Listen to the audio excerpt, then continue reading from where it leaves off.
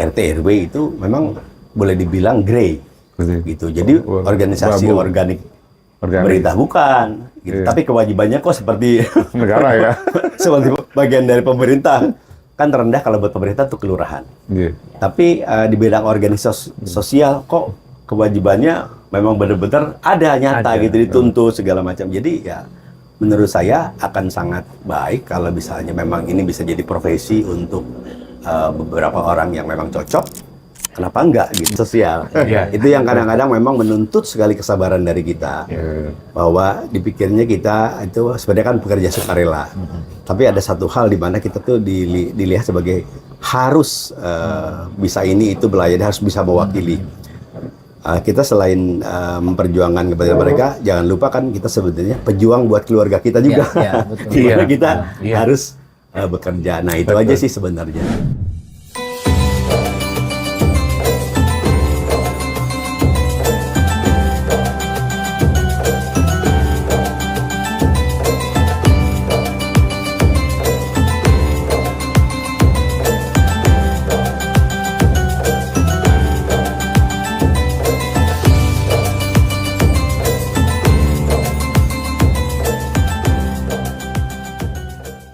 Assalamualaikum warahmatullahi wabarakatuh. Selamat datang di MPJ TV, tayangan inspiratif, motivatif, dan edukatif. Bersama kami ada host-host Bapak Tono, Bapak Aunu Rafiq. Pada episode kali ini kita akan membahas sebuah topik yang sangat dekat dengan kehidupan sehari-hari kita, yaitu amanah mengelola kehidupan kemasyarakatan di lingkungan RW. Dan kebetulan dan sangat kebetulan kita sangat beruntung hari ini telah hadir bersama kita Ketua RW Perumahan Puri Cinere, Bapak Rusnandar R. Suganda, yang akan berbagi pengalaman, tantangan, dan nilai-nilai penting dalam menjalankan amanah sebagai pengurus masyarakat pada level paling dasar. Assalamualaikum Pak.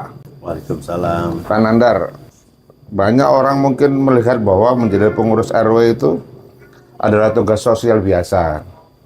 Tapi kenyataannya terlihat bahwa tantangannya ternyata tidak kecil. Secara mendasar, apa sebenarnya perbedaan organisasi sosial kemasyarakatan seperti RT RW dengan organisasi lain yang lebih formal? Ya baik. Assalamualaikum warahmatullahi wabarakatuh. Waalaikumsalam.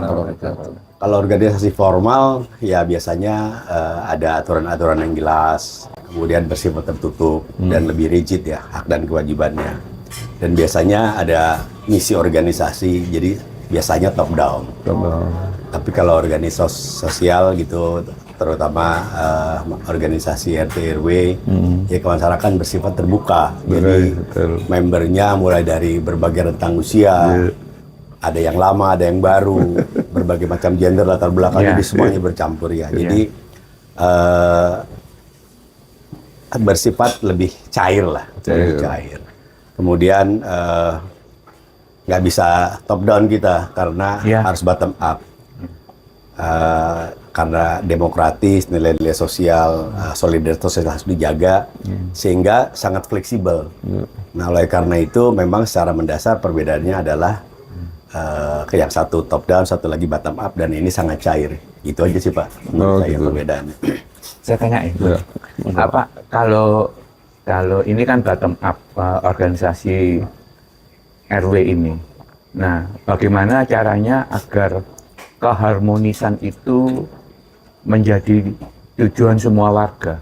Terus terang saja saya masuk ini termasuk baru karena baru 2 tahun ya. Jadi saya pilih situasi di sini kok nyaman gitu setelah saya melihat itu. Nah ini bagaimana kita mempertahankan atau meningkatkan agar betul-betul lingkungan ini semakin semakin kondusif ya bagi orang yang tinggal. Karena jarang sekali situasi yang bisa ditemukan kayak gini. Saya ini termasuk orang yang sering pindah dan ini menurut saya yang paling nyaman. Terima kasih. Paling saya masuk terus kok nyaman gitu, jadi ya saya bersedia tinggal di sini. Karena ada Pak RW. Iya justru itu. Keharmonisan itu bagaimana menjaga dan kalau perlu ditingkatkan agar ya paling tidak akan menjadi tujuan dan menjadi kayak contoh di sini. Jadi udah nggak mau pindah lagi ya Pak ya? Lalu terpindah tapi Pak RW dibawa. Ya, jadi mungkin unsurnya kan ada manusianya, ada fisiknya gitu. Iya. Jadi menurut saya memang yang terberat selalu unsur manusianya, karena ini berbagai macam latar belakang, kemudian status sosial juga beda-beda gitu. Jadi beruntung memang saya begitu masuk ke sini juga dulu sudah ada kegiatan, cuman belum konsisten ya, belum continue gitu. Nah, jadi kita tinggal menggalakkan aja, hanya vakum kita panaskan lagi sedikit, terus bisa langsung jalan lagi. Jadi mungkin sebenarnya kita berkomunikasi pada semua golongan, semua level, dan kita harus pandai melihat ini sebenarnya sih tren apa yang diminati ya, yang relevan saat itu. Jadi waktu itu komunitas jalan pagi sudah ada, terus kita bergabung di situ, berkomunikasi, terus ada sepeda, ada lagi yang motoran, ada lagi mungkin sekarang pedal gitu. Jadi kita memang harus mencoba ngikutin tren supaya memang masyarakat itu tertarik gitu. Jadi saya kira kalau dari sisi harmonisnya itu Pak, dan memang secara usia memang saya juga nggak terlalu muda tapi juga nggak terlalu tua sekali, banyak senior di sini. Kita harus menyesuaikan komunikasi dengan semua level itu. Semua level. Harus. Ya. Jadi saya kira artinya itu. semua level itu Bapak ajak partisipasi ya. Sesuai dengan bidangnya masing-masing relevasinya masing-masing, bidangnya masing-masing gitu. Ya. Itu sih Pak kalau Ya. menurut saya dari sisi Waktu Bapak menerima amanah jadi ketua RW itu motivasinya apa sih Pak? sebetulnya motivasi sih apa ya? Ya saya hanya sih berniat menyumbangkan apa yang saya ketahui aja, yang saya bisa gitu. Jadi awalnya kan saya 27 tahun lalu tuh, tahun 98 saya pindah ke sini. Oh, 98. 98 Pak. Jadi Senior banget ya. Senior Kak. Banyak yang lebih senior. Mungkin Pak Tono malah lebih lama ya Pak. 92. Oh, 92 sini. Jadi saya pertama diajak Pak, saya mau bikin masjid di sini gitu. Itu Masya Allah. Ya udah, apa mungkin karena tahu bidang pekerjaan saya arsitek gitu, terus kemudian saya diajak dan mungkin juga dipercaya, sudah kenapa enggak gitu. Iya, iya. Jadi sebetulnya sih ya sejak itu saya tertarik untuk menyumbangkan berkegiatan sosial lah di sini gitu ya. Kemudian tahun 2000 tahun berikutnya saya jadi pengurus RT, RW gitu dan sebagainya. Nah 2019 baru saya sebenarnya diminta menjadi ketua RW gitu. Sebetulnya saya nggak berniat juga, cuma saya waktu itu panitia pemilihan. Tapi kok saya yang ditunjuk gitu. Ya sudahlah, saya Itu pikir takdir, Bang. ini amanah takdir, gitu ya, amanah ya sudah mungkin, tapi saya pikir untuk melengkapi ibadah muamalah saya ya, gitu ya. Tadi yang menarik saya tuh Bapak melihat bangun masjid tadi. Gimana ceritanya Pak tentang masjid? Ya untuk bangun masjid itu mungkin karena saya arsitek gitu, terus Iya. saya pikir waktu itu kalau sholat terawih gitu dari rumah ke rumah Pak, rumah-rumah yang besar giliran ya, Pak Tono mungkin masih ingat. Jadi ini kok nggak punya ini ya gitu, ya nggak punya masjid. Kemudian jadi pengurusnya saya lihat mereka aktif memperjuangkan ini kepada pengembang ya. Tapi waktu itu tanahnya hanya 1.000 dikasih, tapi terus akhirnya berkomunikasi dengan Pak Camat, dikasih lagi 1.000, jadi 2.000. Nah 2.000. Kemudian tahun-tahun berikutnya kita perjuangkan lagi di belakang itu karena FASUB ditambah lagi 1.400, jadi 3.400 belakang gitu. Nah ya saya desain ini, saya ada 2 alternatif, yang satu mirip-mirip Timur Tengah, yang satu mirip Indonesia aja gitu. Yang dipilih yang mirip Timur Tengah ya sudah kita develop. 3 tahun kita buat itu. Masjid ini? Ya. Luar biasa. 3 Tahun berapa tuh Pak? Tahun 2000 kita mulai itu. Karena terus terang saya milih lingkungan ini karena masjid ini. Pertama kali karena saya Masuk masuk masjid yang ini, Iya. yang besar juga nih. Iya. Iya di lingkungan ini waktu Jadi itu. saya sholat di sini terus wah cocok ini. Udah. Feeling aja. Sama itu Pak. Sama kayak saya. Sama. Iya. Saya malam-malam sholat nggak sengaja kan lur ke sini mau ketemu Anang tadinya. Tadi saya pikir Anang rumahnya di sini, salah Iya, masuk saya. di situ. Salah masuk terus ada sholat Isya, saya sholat dulu sini. Oh enak gitu. Kok enak ya sholat sini. suatu saat saya pengen tinggal di sini. Kejadian juga gitu. Jadi membawa berkah nih. Iya. Salah. Jadi waktu itu dibuat selama tiga tahun Pak, sumbangan-sumbangan karena ya itu. Cuma 3 tahun sih untuk pembangunan masjid sebesar ini saya pikir sih Cepat, Pak. cukup cepat ya. Cepat, Pak. Ya biasanya gitu, kalau buat lebih cepat daripada Ya. melihara para donatur. Nah kemudian waktu itu karena ini ada di bawah, belakang itu turun, mau diuruk, saya bilang jangan diuruk, udah kita tiang aja. Suatu saat kita punya uang, kita kerok lagi jadi punya ruang serbaguna itulah. Betul. Apa namanya? sekarang asal ini ya. muasalnya, iya. Sekarang ini. Jadi mestinya jadi duluan, udah setengah jadi itu udah dipakai sholat Tarawih. tarawih Pak, karena eksteriornya belum jadi, tapi dalamnya udah jadi. Udah jadi. Kebutuhan Ya, ada keseruan di situ ya, keterikatan kita tuh di Iya, situ, ikut prosesnya. Kemudian tahun-tahun berikutnya baru jadi ruang serbaguna yang bisa artinya saling support juga ya. Iya. Ini mensupport atas, atas mensupport bawah gitu. Itu sih kalau tentang Iya. itu Pak ceritanya Pak. Iya, terima kasih Pak. Pak, mungkin nggak sih keharmonisan masyarakat itu terpengaruh intelektual? Ada nggak Pak? Kira-kira? Ya, saya pikir ada. Jadi memang mungkin masyarakat di sini walaupun juga heterogen, tapi termasuk intelektualitasnya di atas rata-rata gitu. Iya. Jadi itu juga sangat membantu Iya. dalam proses bermasyarakat. Berarti walaupun demikian tetap aja ada yang mungkin latar belakangnya dulunya pejabat atau mungkin Iya. dari kesatuan tertentu gitu ya. Ya. Sehingga Merasa dirinya ya, egonya itu masih tetap Masih terbawa kuat. gitu. Nah, ini yang sebenarnya dituntut kedewasaan para pengurus ini untuk selalu berhadapan dengan mereka seperti itu. Tapi banyak juga mayoritasnya semuanya sih sebenarnya berkesadaran untuk bersosialisasi ya, bermasyarakat gitu. Jadi satu lagi saya lihat Pak, karena ketika saya pertama kali masuk, kemudian saya kan masuk masjid ini, nggak langsung waktu itu tinggal ya, di masjid beberapa saya amati, saya lihat lingkungan di sini itu orang-orangnya itu tingkat intelektualnya itu mirip-mirip, setara. Setara, Jadi nggak jomplang. Kalau jomplang itu sering terjadi bentrokan. Ya. Betul. Dan karena saya ngalami juga di tempat yang lain itu terjadi bentrokan, Nah, itu terjadi relatif setara kalau di sini. kalau ini tidak setara. Ya, ya. Saya Jadi punya enak. pengembangan itu Pak. Saya kan pengembang juga gitu. Iya, ya. iya, Pertama saya bangun rumah itu klasternya menengah ke atas gitu ya. iya, Ternyata mungkin agak lambat penjualan. betul. Ya, Diturunin. tanah depannya saya turunin nih, jadi 1 lantai gitu. Habis Pak. Nah, baru ini habis, baru ini naik habis. Tapi terjadi gap terus tuh. Ya. Tiap hari tuh Terjadi gap. betul. Yang bawah Iya. pengen menonjol ke atas, yang atas nggak mau ke bawah gitu. Nggak mau, iya. Jadi Masing-masing bawa latar belakangnya. Iya. Iya, itu terjadi. Itu juga Pak. sebetulnya yang terjadi pada saat tahun-tahun pertama saya jadi ketua RW ya. Waktu itu melewati hari raya kalau nggak salah. Biasanya Berarti kalau tahun hari, 2019 ya? ya. Nah, 2020-nya pas hari raya itu saya mengumpulkan THR lah biasa. Iya. 2020 kan COVID itu. Ya, ya, Mulai sebelum- COVID ya, sebelum COVID itu. ya. Terus menjelang COVID itu. betul, akhirnya saya kumpulkan biasanya tuh yang dapat THR atau THR itu kan biasanya karyawan kita ya, satpam dan sebagainya. Tapi tunjangan lebaran juga kita kasih ke marbot dan sebagainya gitu. Saya waktu itu mungkin agak kontroversial juga. Saya kasih ke karyawan gereja. Oh, Gitu. Nah, oke. ini kan nggak biasa. Nggak biasa. Tapi iya. kalau ditarik kan sebenarnya filosofinya adalah ini sebenarnya tunjangan hari raya. Nah, iya. Apapun agamanya gitu kan. Bes bahagia. Terus akhirnya banyak warga, kenapa sih kok karyawan gereja dikasih gitu? Loh, saya bilang kenapa?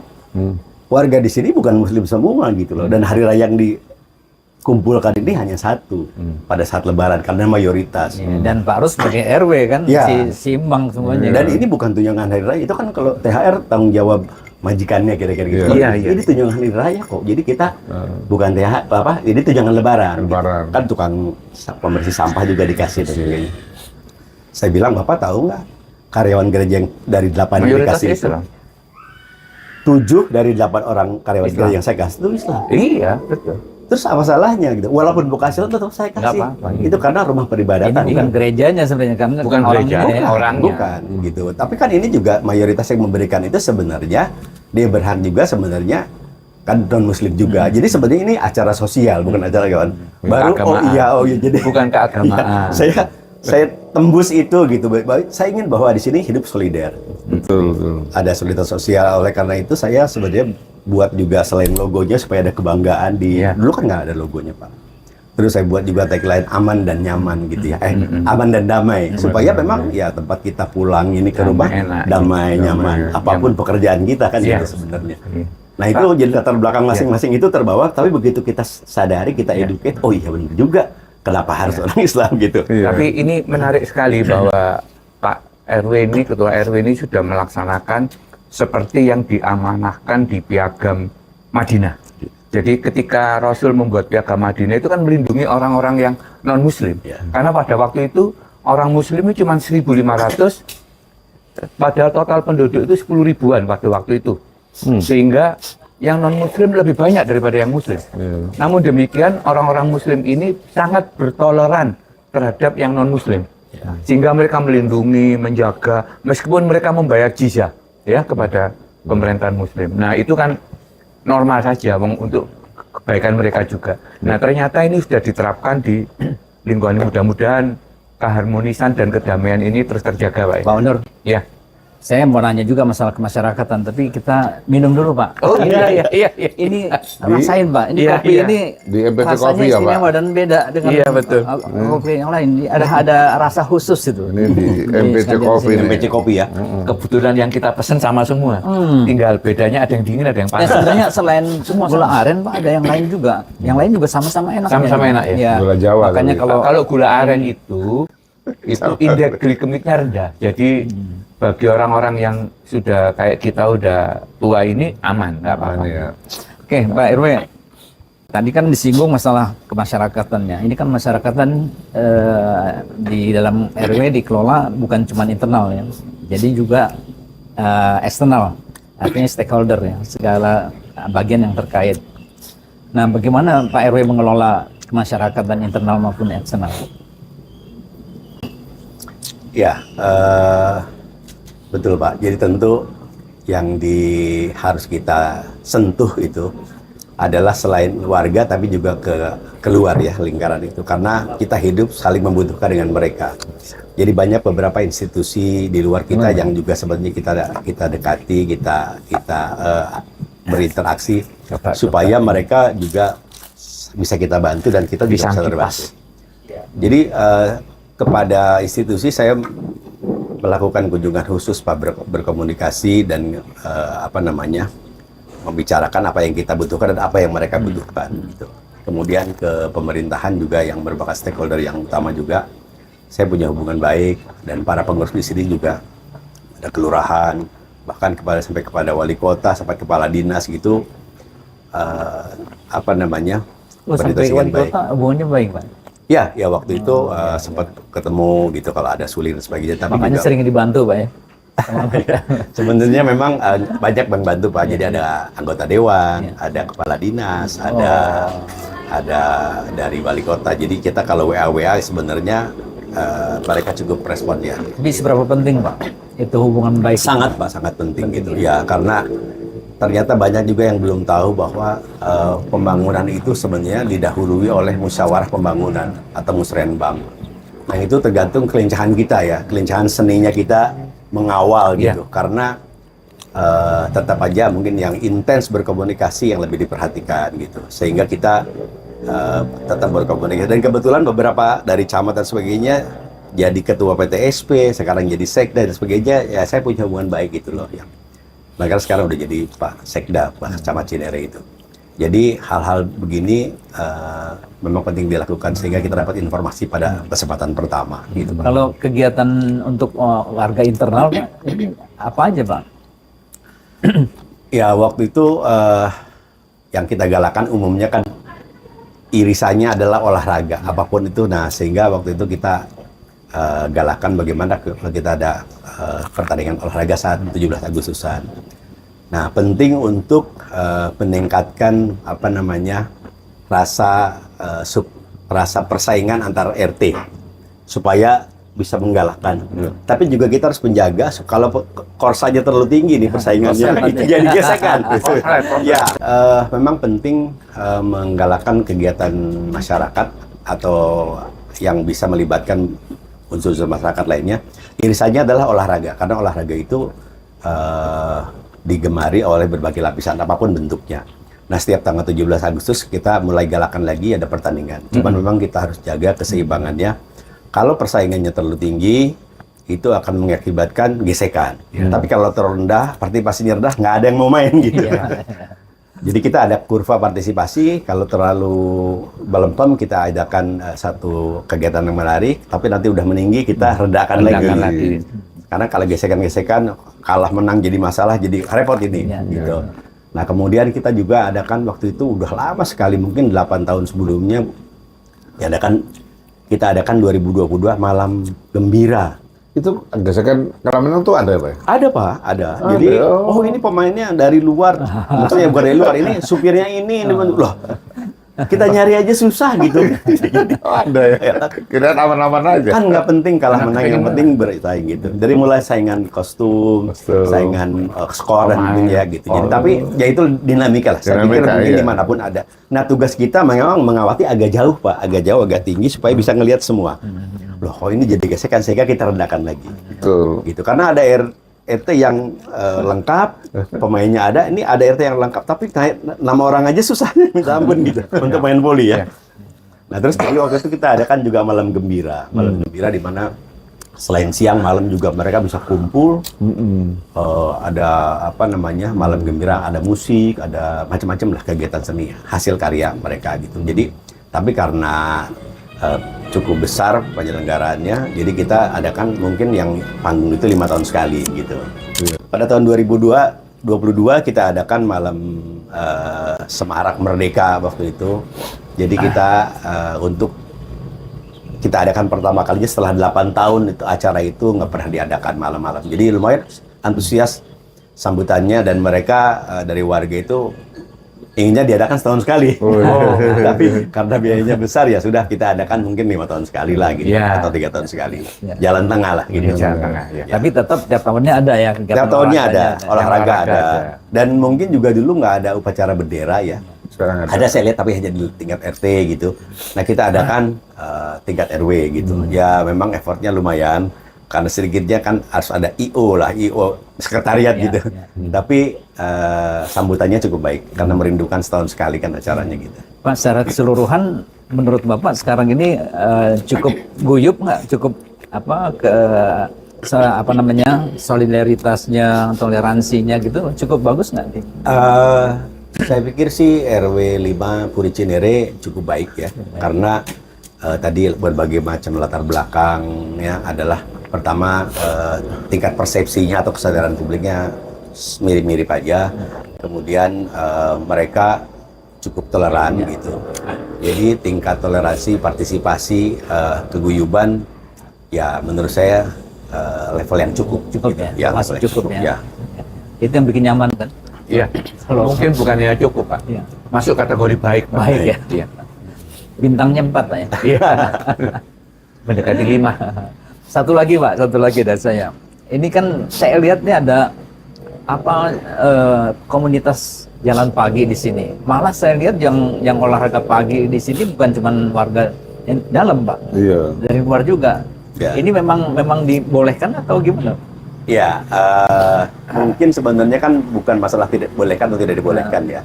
Jadi sejak kita tata gitu, jalannya mungkin nggak ada lagi yang becek, lalu pohon-pohonnya lebih teduh.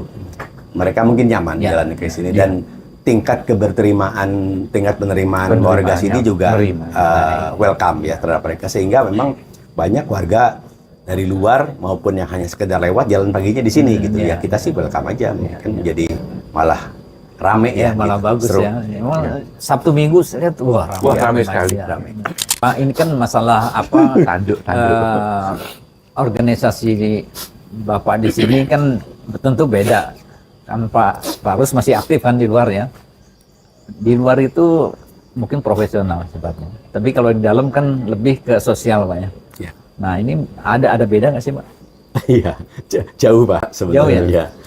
Kalau di luar sebenarnya memang kan lebih gampang karena kewajibannya ada. Bahkan kita punya sanksi ya. Kalau di sini ya enggak. Jadi kita hanya Nggak bisa kasih sanksi, Pak. nggak bisa kasih sanksi, sanksinya hanya sanksi sosial. Iya. Itu yang kadang-kadang memang menuntut sekali kesabaran dari kita, bahwa dipikirnya kita itu sebenarnya kan pekerja sukarela, tapi ada satu hal di mana kita tuh dilihat sebagai harus bisa ini itu melayani, harus bisa mewakili. Kita selain memperjuangkan kepada mereka, jangan lupa kan kita sebenarnya pejuang buat keluarga kita juga. Betul. Di mana kita Iya. harus bekerja. Nah itu aja sih sebenarnya. Tapi memang sebetulnya apa ya, kedewasaan kita sebenarnya dalam melayani, kita harus ingat pada tujuan awal. Ya. Kita menyempurnakan ibadah muamalah itu Iya, sebenarnya betul. itu yang bisa meredakan kita gitu ya. Iya. Ya sih Pak. Dalam ngurus warga tuh ada nggak sih Pak benefit buat profesi kita sendiri sebetulnya? Banyak Pak, banyak. Banyak. Jadi saya banyak bergaul dengan seperti bapak-bapak ini, para senior juga. Jadi banyak pengalaman hidup, tips-tips dan trik gitu yang untuk mengatasi situasi tertentu itu menambah wawasan saya secara pribadi gitu. Bergaul dengan junior-junior juga, jadi kita ke bawah lebih muda gitu ya. Iya. Berbagai aktivitas itu juga sebenarnya menurut saya pengalaman yang mungkin tidak bisa didapatkan dari pekerjaan saya secara formal gitu. Iya. Kan yang muda-muda, Pak. Jadi Bapak Iya, karena pakai S, pakai S. Iya, iya. Kembali Pak ke tadi Pak Tono tanya, ada beberapa pihak dari luar yang senang sekali berolahraga di sini. Sebetulnya itu adalah bukti bahwa lingkungan ini adalah udah tercipta dengan begitu baiknya, sehingga orang luar pun mau Ya. berolahraga di sini. Dan saya pikir ini yang perlu dikembangkan, karena keharmonisan ini juga bisa nanti akan menjadi contoh, karena komunitas itu, satu wilayah itu penting. Jadi satu negara itu akan runtuh kalau komunitas yang paling kecil, yaitu di masyarakat, itu terjadi gesekan-gesekan. Tapi kalau keharmonisan kayak begini, ini patut dicontoh dan ditularkan kepada pihak-pihak lain, akan memperkuat jadinya. Mungkin memang betul Pak. Jadi ini kan sebenarnya bukan miniatur. Iya. Jadi ini bentuk yang paling grassroots lah ya, paling Iya, dasar gitu. Paling dasar. Jadi ya itu tadi kalau kita lihat di luar gitu, fenomena ego kesatuannya sangat tinggi ya. Ada perbedaan-perbedaan itu jadi permusuhan. Tapi kalau kita sebenarnya ingin perbedaan itu jadi satu potensi sebenarnya untuk keakraban gitu. Iya. Jadi kita alhamdulillah di Puri Cidere sih baik-baik aja, dan kemudian mungkin memang ini hikmahnya adalah walaupun susah gitu, Iya. hikmahnya adalah kalau misalnya ternyata toleransi bisa diciptakan sedemikian indah gitu, sebenarnya mungkin ya tentu hal-hal yang kita tidak inginkan bisa dihindari gitu. Iya. Iya. Kita bisa pulang dengan nyaman, Iya. apapun masalah di kantor Iya. kan, pulang ya udah nyaman, ya Dan nyaman. satu lagi, Pak, ketidaknyamanan ini kan sekarang banyak disentil atau dimulai dari adanya masuknya penggunaan narkoba. Nah, barangkali nanti di RW dengan keakraban dan keharmonisan seperti ini bisa nanti menjadi benteng tidak masuknya narkoba ke dalam komplek ini, Pak. Mungkin perlu ada satu edukasi terutama kepada anak-anak kita atau cucu kita ya, sehingga terbentengi di situ. Karena lingkungan ini betul-betul menjadi suatu idaman nantinya, Pak. Ya. Karena dekat dengan Jakarta, meskipun masuk di pemerintahan Kota Depok, tapi sama Jakarta kan Bersebelahan. selemparan batu aja. Iya. Bukan batu aja. Jadi ini mesti dijaga yang narkoba tadi, Pak. Ini usulan aja, Pak, supaya betul-betul terbentengi. Ya. Makasih, Pak. Ya, makasih Pak. Sehari-hari menjalankan sebagai ketua RW Pak, gesekan yang sering terjadi dan sangat sulit mengatasi, gesekan apa biasanya? Ya biasanya gesekan, ya kalau gesekan pasti bukan dengan benda mati ya, pasti benda hidup. Iya, Ya, seperti sosial, yang tadi ya. saya sampaikan bahwa yang tersulit itu adalah memang meningkatkan partisipasi masyarakat. Tapi begitu berhasil, memang kedekatan batas itu kan mengecil. Iya. Kemudian akhirnya jadi semua orang ingin berpartisipasi. Nah pada saat itulah biasanya ada gesekan tuh karena semua orang berpendapat bahwa usul aja baik dan sebagainya. Setelah gesekan nanti kurvanya udah tertinggi tuh, nanti kurvanya turun lagi. Jadi pasif lagi. Nanti kita harus ciptakan lagi kegiatan yang menarik. Iya. Nanti berpartisipasi lagi. Nanti Iya. ada perbedaan kan biasanya begitu gitu. Itu Iya. kurva partisipasi berbagai organisasi masyarakat. Seperti main selalu ada. layang-layang, Pak, Iya, ya. iya. Tarik, kadang-kadang diulur lagi, tarik lagi. Ya, biasanya ya itu Pak, tadi kalau pertanyaannya apa biasa gesekannya ya, gesekan perbedaan ide, pendapat dan sebagainya pendapat, gitu. ya. Bahkan mungkin bukan hanya dengan terus antar warga juga, kalau organisasinya udah terbentuk, terus kemudian yang ini terus akhirnya ya satu pasif, satu enggak, nanti kegiatan baru mulai lagi. Nah kita harus jaga itu aja sebenarnya, komunikasi. Nah itu gimana Pak caranya jaga itu? Ya kita sebenarnya Yang pasif sama yang aktif itu kan? ya itu sebenarnya kan kita sebenarnya cepat lupa sebenarnya hal begitu, kecuali mungkin mereka sangat gesekannya sangat dalam sehingga jadi ke pribadi, tapi kalau lupa Mungkin nanti saat kan- emosinya emosi pada saat aja ada gitu ya. betul, pada saat ada kegiatan yang menarik lagi ya berpartisipasi lagi. Ya kita yang mesti bisa membawakan sebenarnya. Ini kan lapisannya ada remaja, bukan remaja sih nggak ada lah kalau di sini. Ibu-ibu, ada bapak-bapak, ada yang senior, ada yang enggak. Itu yang harus dijaga lah, kitanya yang harus bisa bawakan gitu Pak. Iya, Itu aja sih. Kalau informasi itu yang penting buat warga itu Bapak gimana cara melaksanakan ini? Oh ya mungkin sekarang kan zamannya medsos ya. Jadi kalau zaman-zaman RT, RW yang dulu nggak pakai media sosial ya, karena kita manfaatkan ada grup WhatsApp gitu, ada flyer-flyer. Bahkan kita tadinya mau bikin website, cuman Udah nggak? belum Pak, karena kalau website itu setoran warga dan sebagainya, saya takut datanya dihack, terus saya yang tanggung jawab. Jadi, datanya bisa kesebar. Iya. Akhirnya sudah tetap manual kalau pelayanan warga. Iya. Tapi kalau media sosial biasanya Untuk komunikasi aja. untuk komunikasi aja, informasi-informasi. Walaupun begitu, nggak semuanya juga warga punya media sosial, artinya buka WhatsApp dan sebagainya. Jadi tetap juga hard copy pengumuman itu tetap harus disebar kalau yang sangat penting ya. Tapi bisa Pak sekarang ngomongin di podcast Pak. Iya. Sekarang Iya, makanya kalau Bapak ada pesan apa-apa mungkin bisa disampaikan. Misalkan di podcast Pak gitu ya. Ya, yang paling susah yaitu meningkatkan partisipasi warga.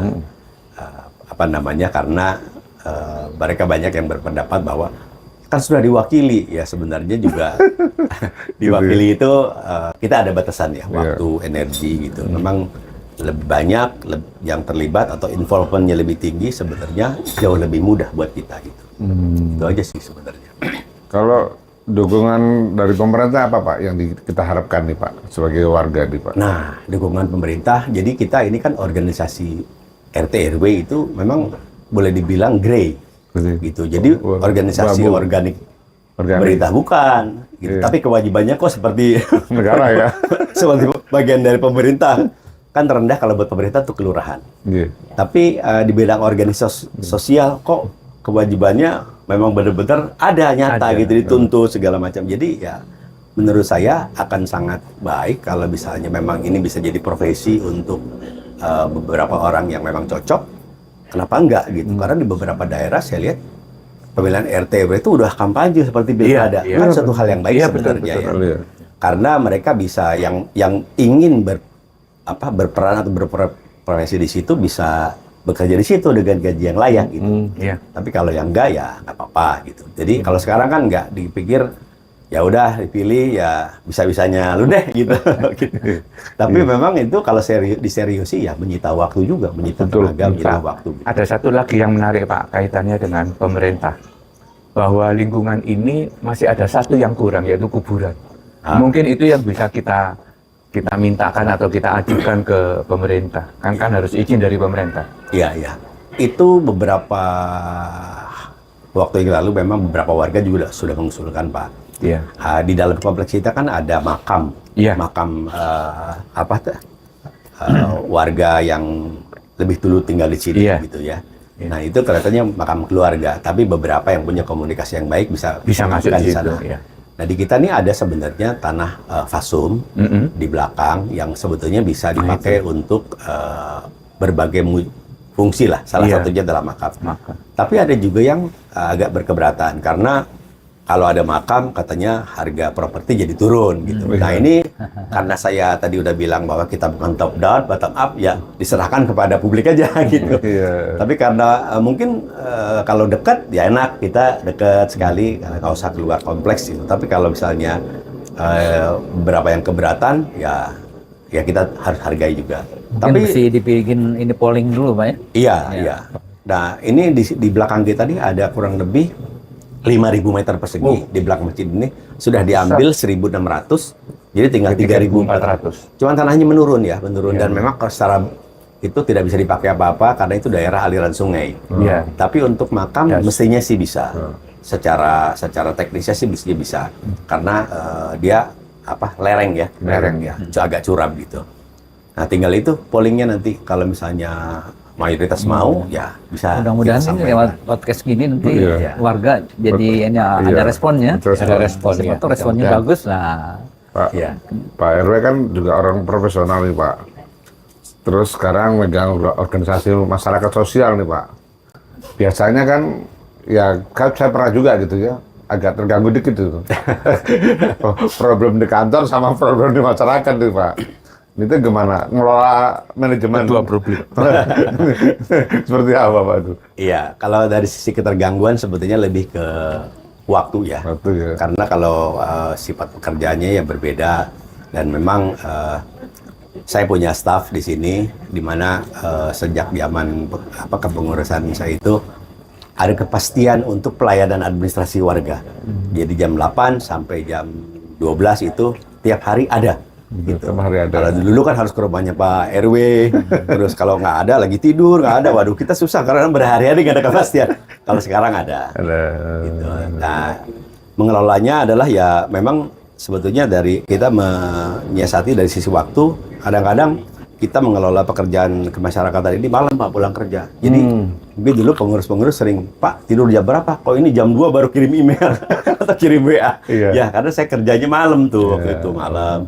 Bikin draft surat, bikin rencana macam-macam lah, rencana SPK untuk para kontraktor lingkungan dan sebagainya gitu. Biasanya menyelesaikan dari sisi waktu Pak kita. Gitu.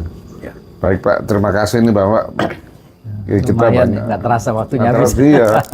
Terima kasih nih. Sahabat MPC TV, jangan lupa untuk subscribe, like, share, dan komennya. Juga jangan lupa untuk klik tanda loncengnya agar tidak ketinggalan episode terbaru dari MPC TV. Wassalamualaikum warahmatullahi wabarakatuh. Waalaikumsalam warahmatullahi wabarakatuh.